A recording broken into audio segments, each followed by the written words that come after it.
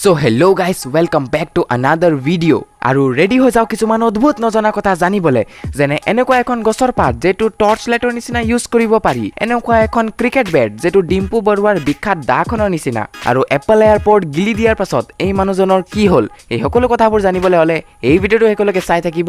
let's get স্টাৰ্টেড বলক আমি ভিডিওটো আৰম্ভ কৰো নম্বৰ 1 আপোনালোকে তো আজিলৈকে বহুত ধৰণৰ ক্ৰিকেট বেট দেখিছে চাগে যেনে গোল্ডেন বেট ব্ল্যাক বেট মঙ্গুজ বেট আৰু ঘৰতে বনোৱা জুগাড়ু বেট কিন্তু আপোনালোকে পৃথিৱীৰ প্ৰথম অফিচিয়েল ক্ৰিকেট বেট দেখিছেনে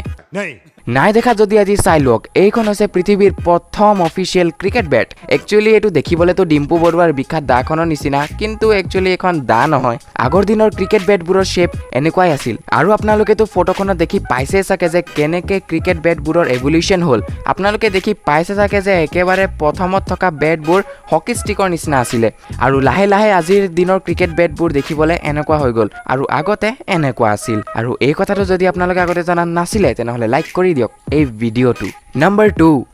টাইৱানত থকা এই মানুহজনৰ নাম হৈছে বেন হাছু আৰু এই মানুহজনে যেটো কাণ্ড কৰিলে হেতু শুনি আপোনালোকৰ মূৰ নষ্ট হৈ যাব সময় আছিলে মে 2019 আৰু এই মানুহজনে নিজৰ কাণত এপল এয়াৰপোৰ্ট লগাই হুই থাকিলে আৰু হুই উঠা পাছত তেও দেখি পালে যে তেৰ এটা এয়াৰপোৰ্ট নাই কিয়া হৈ গল কিন্তু তেও এইটো কথা জনা নাছিলে যে হুই থাকোতে তেও নিজৰ এয়াৰপোৰ্ট এটা গিলি দিলে বুলি আৰু সেই এয়াৰপোৰ্টটো তেৰ পেটৰ ভিতৰত হুমাই আছিল কিন্তু লাকিলি তাৰ পিছদিনাখন যেতিয়া মানুহজনে টয়লেট কৰি আছিল তেতিয়া সেই এয়াৰপোৰ্টটো তেৰ উলিয়াই দিয়া পদাৰ্থবিলাকৰ লগত উলাই আহিলে আৰু পদাৰ্থ মানে কি বুজি পাইছে চাগে কিন্তু মেইন কথাটো এইটো যে যেতিয়া সেই এয়াৰপোৰ্টটো মানুহজনে ভালকে ধুই পিনি সফা কৰি চেক কৰিলে তাৰ পাছত দেখি পালে যে সেই এয়াৰপোৰ্টটো ভালকে কাম কৰি আছিল মানে 100% ওয়াৰ্কিং কন্ডিশনত আছিল আৰু ইয়াৰ পৰা আমি এইটো কথা শিকিলো যে হুই থকাৰ সময়ত নিজৰ ওচৰত জিতি বস্তু ৰাখিব নালাগে কেলে এই মানুহজনটো লাকি আছিল হেবাবে তেওঁৰ এয়াৰপোৰ্টটো উলাই গল কিন্তু আপোনালোকে যদি কেতিয়াবা হুই থাকোতে ভুলতে কিবা খাই দিয়া তেনেহলে তো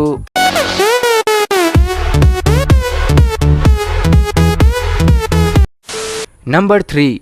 25 জুলাই 2001 ইন্ডিয়াৰ কেৰালাত এনেকুৱা এখন ঘটনা হ'ল যেটো শুনি আপোনালোক আচৰিত হৈ যাব একচুয়ালি 25 জুলাই 2001 কেৰালাত বৰষুণ দিছিল এই দীপন তুমি এবিলা কি কৈছা বৰষুণ দিয়াটোনো কিনো ডাঙৰ কথা এটো তো সবতে দিয়ে চুপ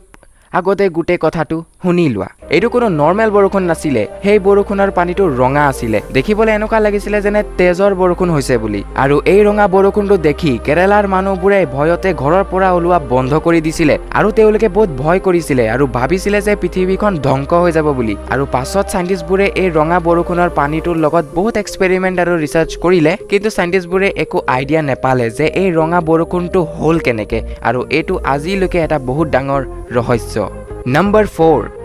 এই গছজোপাৰ নাম হৈছে পাণ্ডৱাৰা বাত্তি আৰু আগৰ দিনত যেতিয়া কেন্ডেল বুৰা বস্তুটো নাছিলে তেতিয়া এই গছৰ পাতবোৰ ইউজ কৰা হৈছিল জুই জ্বলাবলৈ অকলে পাতবোৰত অকমান তেল লগাই জুই জ্বলাই দিব লাগে আৰু এই পাতবোৰ ধুনিয়াকে কেন্ডেলৰ নিচিনা বহুত দেৰিলৈকে জ্বলি থাকে আৰু মহাভাৰতৰ সময়ত যেতিয়া পঞ্চ পাণ্ডৱে 12 বছৰলৈকে জংগলত আছিল তেতিয়া তেওঁলোকে ৰাতিৰ এন্ধাৰত এই গছৰ পাতবোৰ ইউজ কৰিছিল পোহৰৰ বাবে আৰু সেইভাবে এই গছজোপাক পাণ্ডৱাৰা বাত্তি বুলি কোৱা হয় আৰু যদি আপোনালোকে এই ভিডিওটো এতিয়ালৈকে চাই আছে তেনেহলে থ্যাংক ইউ ভেৰি মাচ আপুনি এজন অসম মানুহ আৰু অসম মানুহে কেতিয়াও ভিডিওটো চাই পিনি গুছি না যায় সাবস্ক্ৰাইব কৰিহে যায় তেনেহলে সাবস্ক্ৰাইব কৰক ওকে দীপন চেনেলক এনেকুৱা আৰু অমেজিং ভিডিওস চাবলে হলে নম্বৰ 5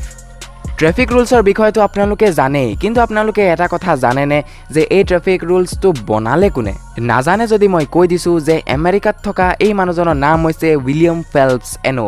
যোনে zebra crossing stop sign traffic circle footpath taxi stand আৰু এনেকুৱা বহুতো ট্ৰাফিক ৰুলছ বনাইছিল আৰু তেওঁ এই নিয়মবোৰ ট্ৰাফিক জাম ঠিক কৰিবলৈ বনাইছিল কিন্তু মেইন কথা হেতু নহয় মেইন কথা এইটো যে তেওঁ নিজে গাড়ী চলাব জনা নাছিল क्या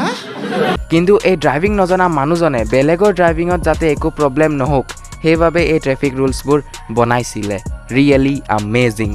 कितने तेजस्वी लोग हैं हमारे पास कितने शानदार विचार रखते हैं जी আৰু এইবিলাকে আছিল কিছুমান অদ্ভুত নজনা কথা যেবিলাক আপোনালোকে আগতে জনা নাছিল কিন্তু মোৰ ভিডিওটো চাই এতিয়া জানি গল থাকে তেনেহলে ভিডিওটো ভাল লাগিছে যদি লাইক কৰিব বেয়া লাগিলে ডিসলাইক কৰিব আৰু মানুহক গৰুৰ বনাই দিয়া বেমাৰ কোনটো এটো জানিবলৈ হলে ৰাইট সাইডৰ বক্সত ক্লিক কৰিব আৰু কোন মানুহজনে নিজৰ লগত টয়লেট লৈ ফুৰে এটো জানিবলৈ হলে লেফট সাইডৰ বক্সত ক্লিক কৰিব তেনেহলে মোৰ নাম দীপন আপোনালোকে চাই আছে ওকে দীপন লগ পাম অৰ্ডাৰ ভিডিও তেতিয়ালৈকে বাই